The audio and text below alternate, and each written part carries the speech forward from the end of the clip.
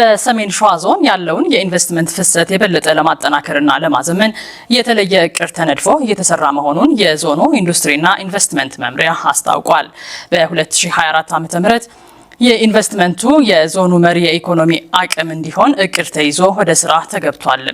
የውጭና የሀገር ውስጥ አልሚዎችን በመሳብ የኢንቨስትመንት የስበት ማዕከል እየሆነ የመጣ አካባቢ ነው የሰሜን ሸዋ ዞን። በዞኑ ያለው የኢንቨስትመንት ፍሰት እየጨመረ መምጣቱን ተከትሎ ዘርፉ ኢኮኖሚውን ከመደገፍ ባሻገር መሪ እንዲሆን ታቅዷል ብሏል የሰሜን ሸዋ ዞን ኢንዱስትሪና ኢንቨስትመንት መምሪያ። የመምሪያው ኃላፊ ደምሰው መንበሩ ዘርፉን ከባህላዊ አካሄድ ለማውጣት ስራዎች ተጀምረዋል ብለዋል። ከአሁን በፊት ባለሀብቱ ወደ ዞናችን እየመጣ የሚያለማው ከሱ ቀድሞ የመጡ ባለሀብቶችን በማየት እና አንዳንድ መረጃዎችን በመስማት ነበር እየመጣ ያለው። አሁን ግን ባለሀብቱ ብዙም ሳይለፋ ባለበት ቦታ ሆኖ በበለጸገው ዌብሳይት አማካኝነት ዞን ውስጥ ያሉት ሀብቶች ምንድናቸው የሚለውን እዛው ዌብሳይት ውስጥ ገብቶ በመመልከት ካለበት ቦታ ሆኖ ከመምሪያችን ጋር የሚነጋገርበት ማሟላት ያለበትን ነገር የሚያሟላበትና ጥያቄውን ባለበት ሆኖ መልስ የሚያገኝበት ሁኔታን ለመፍጠር በቅርቡ አስመርቀን ወደ ስራ አስገብተናል ማለት ነው። እንደ ሀገር ግብርና መር የሆነውን ኢኮኖሚ በኢንዱስትሪው ለመደገፍ የተያዘውን ስትራቴጂ በማጠናከር በሰሜን ሸዋ ዞን በ2024 ዓመተ ምህረት ኢንዱስትሪው ዋና የኢኮኖሚው ተዋናይ እንዲሆን ግብ ተጥሏል። ይህንን ራዕይ አስቀምጠን ስንሰራ በዋነኛነት ያሉንን ሀብቶች መሰረት በማድረግ ነው። ሀብቶቹ አሉ። እነኛ ሀብቶች ግን በሚፈለገው መልኩ ለባለ ሀብቱ አውጥተን ጥቅም ላይ መዋል አልቻልንም። አሁን ግን ባስቀመጥናቸው አዳዲስ አሰራሮች ዘርፉን በቴክኖሎጂ ጭምር እየደገፍነው ስለሆነ ኢኮኖሚውን ከግብርና ወደ ኢንዱስትሪ የሚሆንበትን መንገድ መፍጠር ለመቻል ሰፊ እቅድ ይዘን እየሰራን ያለንበት ሁኔታ ነው ያለው ማለት ነው። 450 ቢሊዮን ብር በኢንቨስትመንት እያንቀሳቀሰ ያለው የሰሜን ሸዋ ዞን በራዕይ ደረጃ ያስቀመጠውን ግብ ለማሳካት የሚያስችሉ የተለያዩ አማራጮችን በመተግበር ረገድ ምን እየተሰራ ነው ስንል አቶ ደምሰውን ጠይቀናል። አሁን በዞናችን ወደ 2743 የሚሆኑ ፕሮጀክቶች የኢንቨስትመንት ፍቃድ አውጥተው ወደ ስራ ገብተዋል። አሁን ያበለጸግነውን ዌብሳይት ተጠቅመን የተለዩት የኢንቨስትመንት ጸጋዎች ጭምር በሚገባ በጥናት የተረጋገጡበት ሁኔታ ስላለ እነኚህን አድሬስ እያደረግን ባለሀብቱ እነኚህን መነሻ አድርጎ ወደዚህ የሚመጣበትን እድል ስለሚያሰፋ እንግዲህ በ2024 ይህንን እቅዳችንን ተግባራዊ እናደርጋለን ብለን አስበን ነው እየተንቀሳቀስንና እየሰራን ያለ ነው ማለት ነው። በእኛ በኩል ወደ ዞኑ እየመጣ ያለውን ኢንቨስትመንት በማዕከል ደረጃ በማደራጀት እንደ ዞኑ የሀብት ሁኔታ አካባቢውን መሰረት ያደረገ ተደራሽነትን ለመተግበር ይሰራልም ተብሏል። ማችን ያሉበት ተልእኮች የመጀመሪያው የአካባቢያችንን እምቅ ሀብት በመለየት ባለሀብቶችን መሳብ ነው። ከዚህ አኳያ ዞናችን በርካታ የተፈጥሮ ሰው ሰራሽ እና የሃይማኖታዊ ቅርሶች ያሉበት በግብርናው ዘርፍ ለመሰማራት በቂ ሪሶርስ ያለበት በማኑፋክቸሪንግ ዘርፍም ለመሰማራት ከማዕከላዊ ከተማ ያለው ርቀት በቅርብ ርቀት መሆኑ ሰፊ የሆነ እምቅ ሀብት ያለበት ዞን ነው። ስለዚህ ከዚህ አኳያ ባለሀብቶችን የምንስበው በተለይ የተለያዩ ማስታወቂያዎችን በመስራት ብሮሸሮችን በማዘጋጀት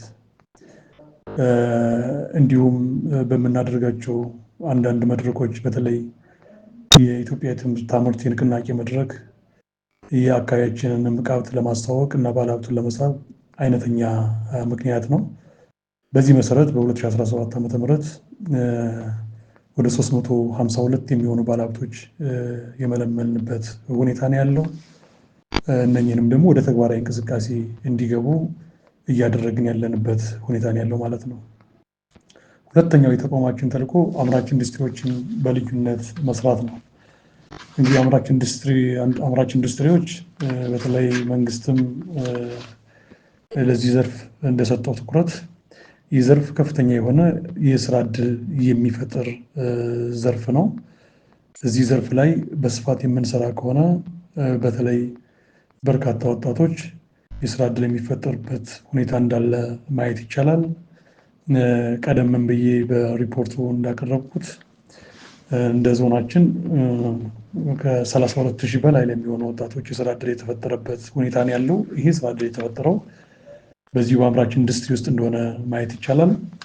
ሌላው አምራች ኢንዱስትሪዎች በልዩነት መስራት የሚያስፈልገን የስትራቴጂክ ገቢ ምርትን በመተካት ያላቸው ሚና ከፍተኛ ስለሆነ እነዚህ ላይ በትኩረት መስራት ያስፈልጋል።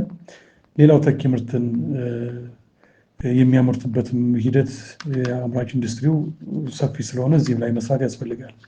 እንግዲህ እነኚህ በተለይ ይወጣ የነበረውን የውጭ ምንዛሬ በማስቀረት ይህን ምርት ከውጭ ይገባ የነበረውን በማስቀረት ሀገር ውስጥ በማምረት ያለውን የከረንሲ ችግር የምንፈታበትን ሁኔታ እንዳለ ማየት ይቻላል። ሌላው የአምራች ኢንዱስትሪ ኤክስፖርትን ገቢን በማሳደግ በኩልም ሚናው በቀላል የሚታይ እንዳልሆነ ማየት ይቻላል ማለት ነው። ስለዚህ ለምሳሌ ከስትራቴጂክ ገቢ ምርት የሚተኩ ስንመለከት እንደ ዞናችን ወደ 19 የሚሆኑ ኢንዱስትሪዎች በአራቱም ዘርፍ የስትራቴጂክ ገቢ ምርት በመተካት ከፍተኛ የሆነ ሚናቸውን እየተወጡ ያሉበት ሁኔታ ነው ያለው። ተኪ ምርትም የሚያመርቱ ወደ 40 የሚሆኑ ኢንዱስትሪዎች ተኪ ምርትን በማምረት ያዳኑት የውጭ ምንዛሬ በቀላል የሚታይ አይደለም። እንደው ለአብነት ብንወስድ ወደ $132 ሚሊዮን የሚሆን ብር ወይም ሀብትን ወደ ውጭ ይወጣ የነበረን ማዳን የተቻለበት ሁኔታ ነው ያለው።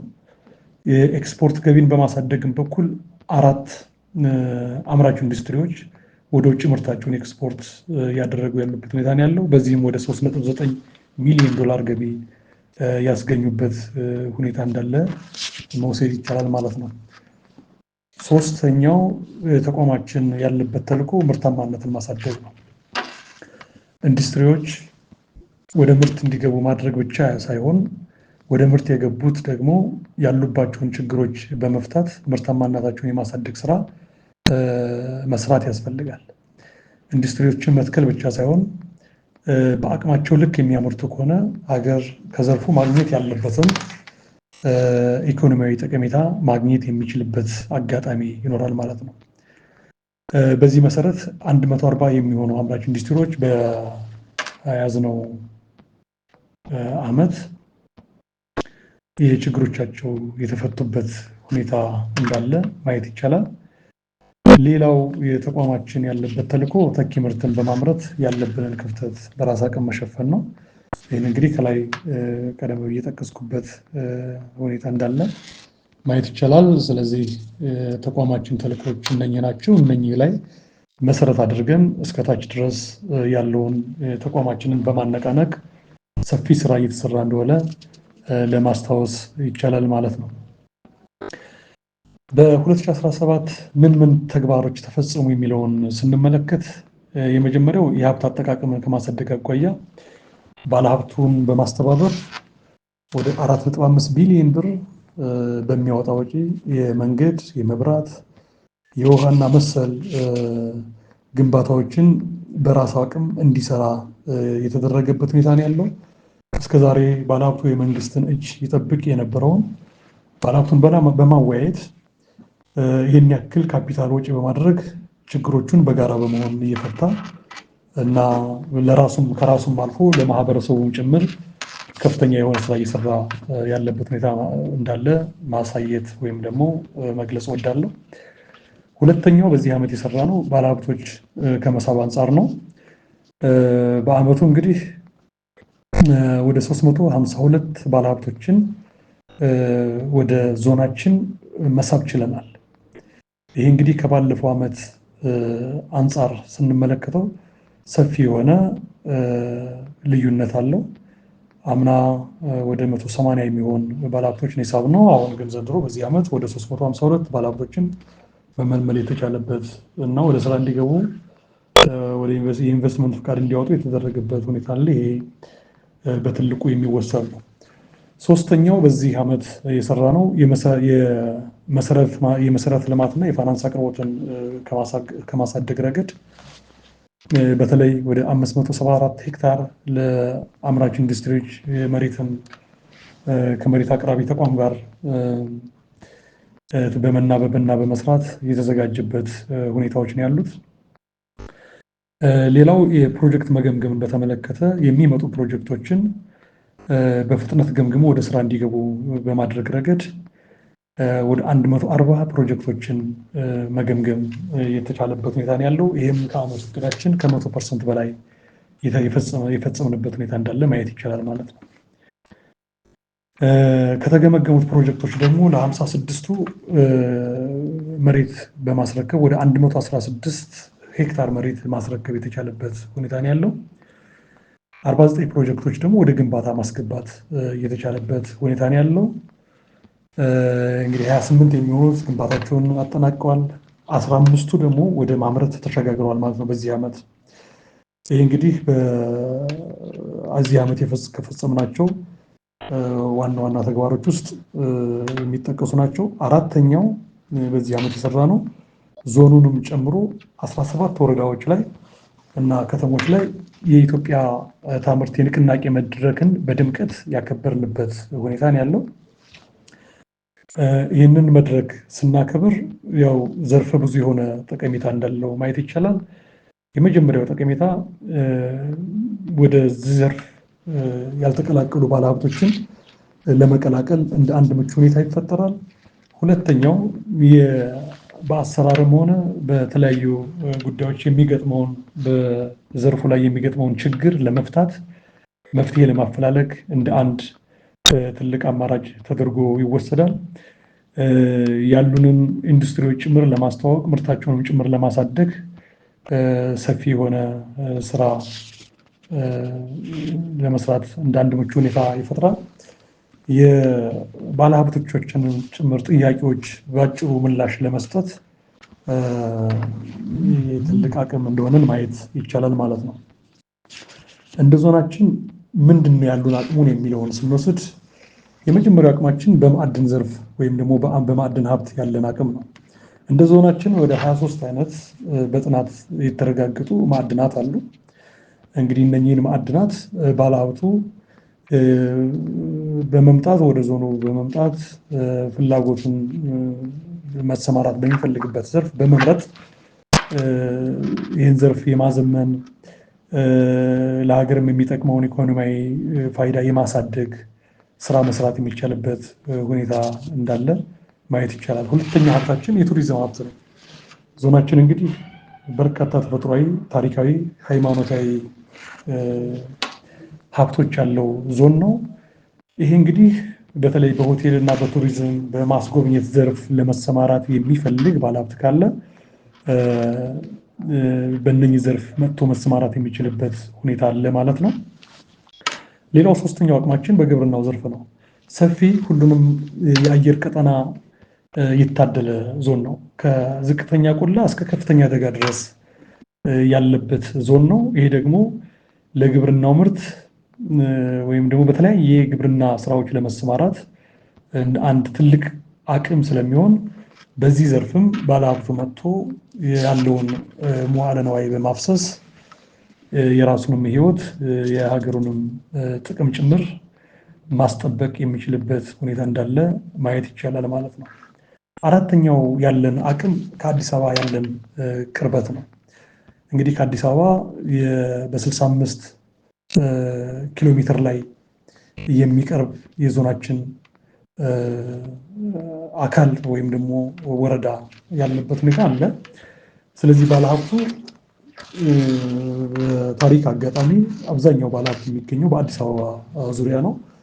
ስለዚህ በዚህ ቅርብ ርቀት ላይ መጥቶ የሚፈልገውን ስራ ሰርቶ ወደ ቤቱ ተመልሶ የሚገባበት እድልም ስላለ ይሄ ተመራጭ ያደርገዋል። ሌላው የባቡር ሀዲድ በቅርብ ርቀት ላይ ያለበት ያለውም ሁኔታ አንጻራዊ ሰላም መኖሩ አጠቃላይ ስራዎቻችን እንደ ዞናችን ያለን አቅም ተደርጎ የሚወሰድበት ሁኔታ ነው ያለው ማለት ነው።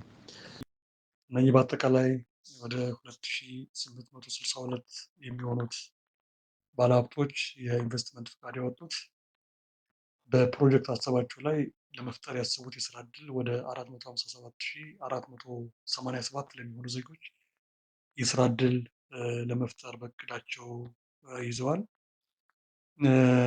ከዚህ አኳያ እስካሁን የተፈጠረውን የስራ እድል ስንመለከት ግን ያን ያክል በእቅዱ ልክ የተፈጸመ እንዳልሆነ ያሳያል። ወደ 32736 ለሚሆኑ ዜጎች የስራ እድል የተፈጠረበት ሁኔታ አለ። ይህም ቢሆን ትልቅ ውጤት እንደሆነ ማየት እንችላለን።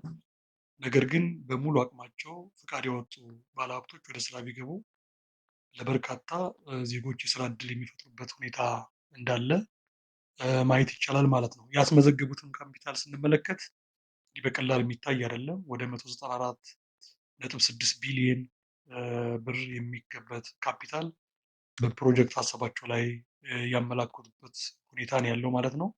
ከዚህ ተነስተን እንግዲህ ፍቃድ ያወጡትን ያላቸውን መረጃ መነሻ በማድረግ እነኚህ ባለሀብቶች ወደ ወረዳ ወደ ዞኑ እየመጡ በዞኑ ውስጥ ባሉ የተለያዩ ወረዳዎች ላይ ፍቃድ ባወጡበት አካባቢ ላይ ወደ ስራ እንዲገቡ መምሪያው ያላሰለሰ ጥረት የሚያደርግ መሆኑን በዚሁ አጋጣሚ ለማንሳት ፈልጋለሁ።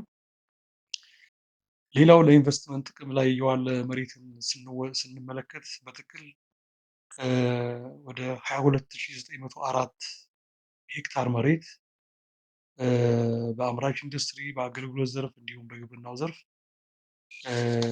ለዚህ ለኢንቨስትመንቱ የዋለ መሬት እንደሆነ ማየት ይቻላል። ይህም ቀላል የሚባል አይደለም። ወደ መሬት ባንክ በተለይ ደግሞ መሬት እንግዲህ የኢንቨስትመንት የሚሆነን መሬት ለባለሀብቱ ካስረከብን በኋላ ግማሹ ፈጥኖ ወደ ተግባራዊ እንቅስቃሴ የገባበት የግንባታ ስራውን የጀመረበት ያጠናቀቀበት ማሽን ወደ መትከል እና ወደ ማምረት የገቡበት ሁኔታ ነው ያለው። በዚያው ልክ ደግሞ ግማሹ የተረከበውን የኢንቨስትመንት ቦታ ለረጅም ጊዜ አጥሮ የማስቀመጥ መጥፎ አባዜ ተስተውሏል። ግማሹ ግንባታ ጀምሮ ያቆማል።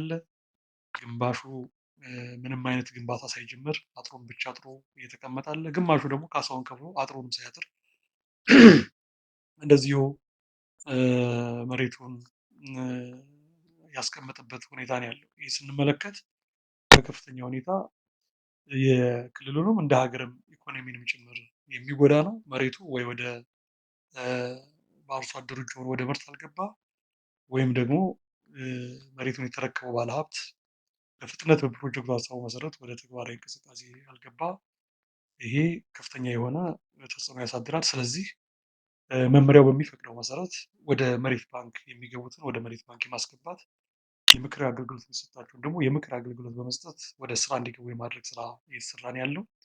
ከዚህ አኳያ በ2017 ብቻ ስናይ 47 ፕሮጀክቶች ወደ 78.2 ሄክታር የሚሆን ወደ መሬት ባንክ የገባበት ሁኔታ አለ። 119 የሚሆኑት ደግሞ ማስጠንቀቂያ የሰነጠንበት ሁኔታ ነው ያለው ማለት ነው። ስለዚህ ይህን ወደ መሬት ባንክ የገባውን ደግሞ እንግዲህ ለሚመጡ አልሚዎች በመመሪያው መሰረት የምናስረክብበት ማስጠንቀቂያ የሰጠናቸውን ደግሞ የቅርብ ክትትል በማድረግ ወደ ስራ እንዲገቡ ያላሰለሰ ጥረት የምናደርግ መሆኑን በዚሁ አጋጣሚ መግለጽ እፈልጋለሁ። በፕሮጀክት ደረጃ ያሉ አምራች ኢንዱስትሪዎች በማምረት ላይ ያሉን አሁን 84 ናቸው። 84 ኢንዱስትሪዎች በአራቱም ዘርፍ ወደ ምርት የገቡበት ሁኔታ ነው ያለው። እነኚህ ወደ 14.8 ቢሊዮን የሚወስድ ካፒታል አስመዝግበዋል። የስራ እድልም ወደ 12457 ለሚሆኑ ዜጎች የስራ እድል የፈጠሩበት ሁኔታ ነው ያለው ማለት ነው። ሌላው ግንባታ ያጠናቀቁ በግንባታ ላይ ያሉ እነኚህን ቀደም ብለን ያየንበት ሁኔታ ነው ያለው።